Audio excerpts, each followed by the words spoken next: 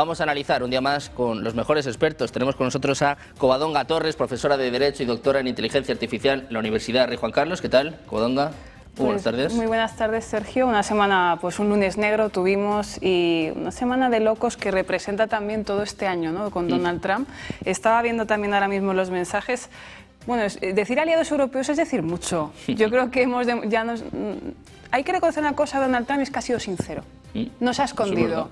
Yo creo que respecto a otros presidentes, él ha ido de cara, ha dicho, mira, no sois mis aliados, sois mis subordinados, pero creo que estamos viendo, hay un despertar también en Europa. Esperemos que haya un despertar generalizado, pero los últimos mensajes con Macron no son muy esperanzadores. Estoy contemplando aquí que un poco más le invitan a cena romántica a Donald Trump para que un poco se piense la situación. Yo creo que estamos en una enfermedad mental colectiva que se llama decadencia de Occidente, porque no tiene otro nombre, decadencia de Occidente respecto a Estados Unidos, bueno, y también el Reino Unido, porque yo creo que siempre el bloque anglosajón están siempre juntos.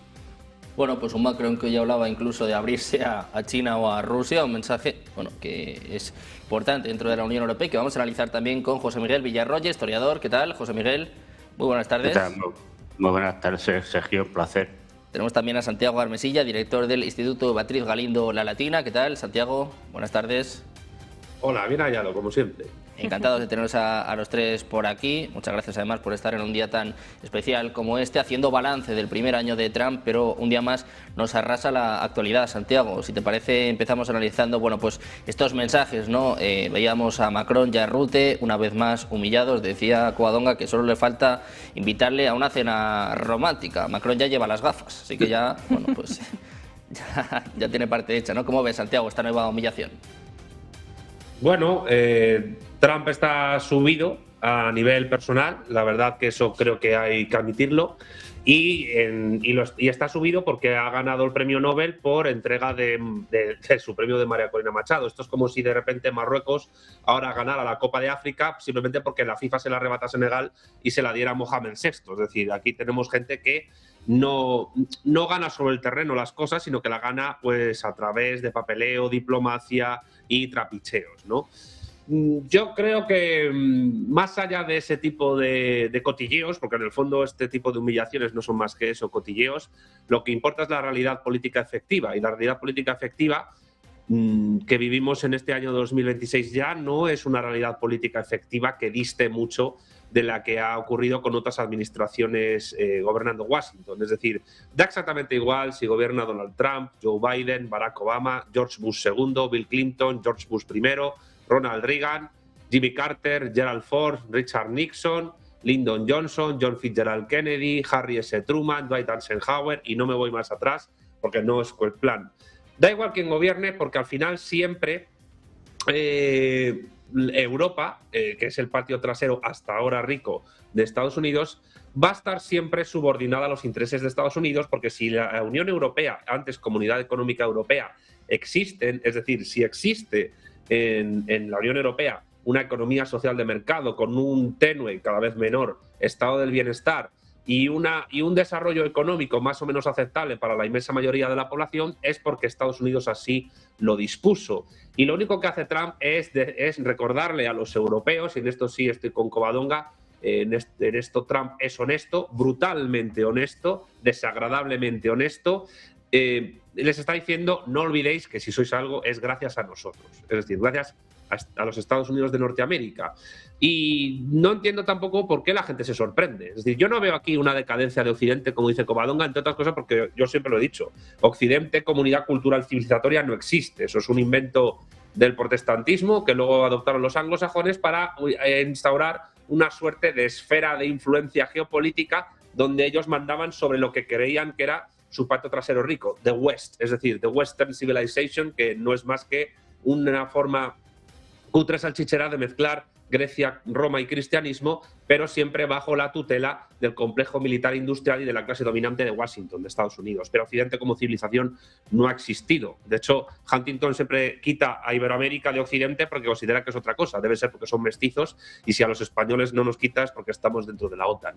Entonces, lo que vemos aquí más bien no es una decadencia, sino simplemente una forma, unas malas formas de demostrar lo que ha ocurrido siempre desde el final de la Segunda Guerra Mundial. y lo que ha ocurrido siempre desde el final de la Segunda Guerra Mundial es que si Europa continental y también las Islas Británicas han gozado de paz, de bienestar y al mismo tiempo de una cierta estabilidad económica y sociológica, es gracias a la instauración de un orden imperial que es el orden de los Estados Unidos de Norteamérica. Ese orden imperial, esa paz, es la paz del vencedor en la Segunda Guerra Mundial, que tenía otro vencedor en esa Segunda Guerra Mundial, que era la Unión Soviética, que se convirtió en un enemigo a batir en la Primera Guerra Fría. Cuando la Primera Guerra Fría acaba porque el bando ganador, que es el de Estados Unidos, gana, pues evidentemente la Unión Europea tiene que seguir en esa inercia, pero tienen un nuevo enemigo, Rusia, y otro incluso más importante, China.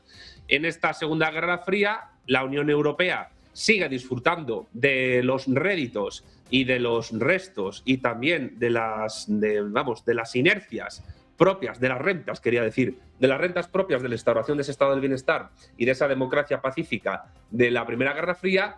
¿Y qué pasa? Pues que ahora Donald Trump ha llegado y les está exigiendo facturas a los europeos, y hace muy bien, creo que lo voy a decir así, hace muy bien en hacerlo, porque evidentemente los europeos de la Unión Europea han vivido de prestado durante casi 80 años por el orden impuesto imperialmente por Estados Unidos. Y como viven de prestado, pues ahora mismo se quejan porque hay un señor que les está pidiendo facturas, cosa que no han hecho los anteriores, porque lo daban por hecho y ya está.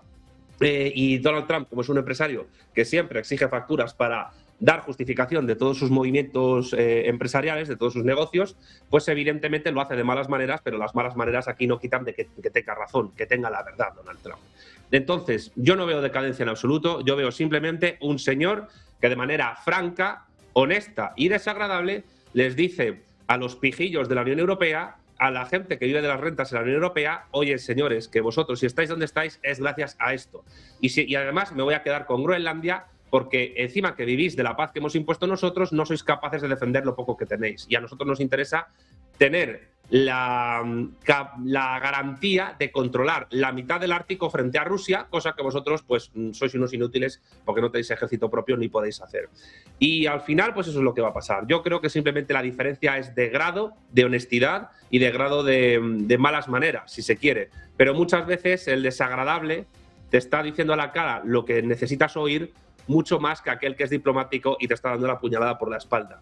Trump no va a apuñalar a la Unión Europea ni a Dinamarca por la espalda, lo va a hacer de frente. Lo que pasa es que Dinamarca no se va a defender. Entonces yo no veo decadencia, yo lo que veo es simplemente un señor que dice lo que ha habido siempre, pero sin tapujos, sin velo. Trump que por lo menos va de frente, que a veces hasta se agradece. Por cierto, veía en el chat que estaban preguntando por la decisión de la Corte Suprema. Hoy todo apuntaba que iba a tener lugar esta decisión, pero la Corte Suprema se ha negado este martes a pronunciarse sobre los aranceles. Imagínense el golpe. Precisamente en su primer año en el cargo podrían tumbar los aranceles de Trump, pero esto finalmente no va a ocurrir, al menos en el día de hoy. Esto implica que el desafío a su política va a tardar al menos otro mes en resolverse. El tribunal dice que está dispuesto a tomar un receso de 4 semanas, entonces la próxima fecha posible para el fallo arancelario sería el 20 de febrero. Tregua arancelaria para Donald Trump. Decíamos que estaba subido, que estaba envalentonado, pues más alicientes para el presidente de Estados Unidos. José Miguel, quiero saber tu opinión también sobre estos mensajes que se publicaban hoy de Macron, de Rutte y esto que nos estaban diciendo ahora tanto Covadonga como Santiago, ¿no? Que por lo menos Trump va de frente. Otra cosa es precisamente las formas que está gastando, ¿no? Sus formas son las de un empresario inmobiliario de Nueva York, ¿no? Por lo tanto, parece ser quien conoce la jerga de los movimientos y cómo tratan los negocios, el sector inmobiliario de la Gran Manzana, pues parece que funcionan así. Bueno, yo coincido con Santiago en que lo que está diciendo abiertamente es: ustedes son los súbditos del imperio norteamericano y por lo tanto tienen que cumplir aquí pues toda una serie de requisitos. Es decir, no les paso la factura, les ocupo Groenlandia porque me interesa, me conviene, porque yo soy capaz de defenderla y ustedes no, y poco más. Es decir, yo creo que lo que es europeo, lo que tenemos que ver en todo este movimiento de Trump es lo que somos, es decir, la nada. El problema no es que estés en decadencia en Occidente o dejes de estar, aquello ya lo decía Oswald Spengler en 1920. El tema es que Europa en estos momentos es la nada. La Unión Europea es la nada.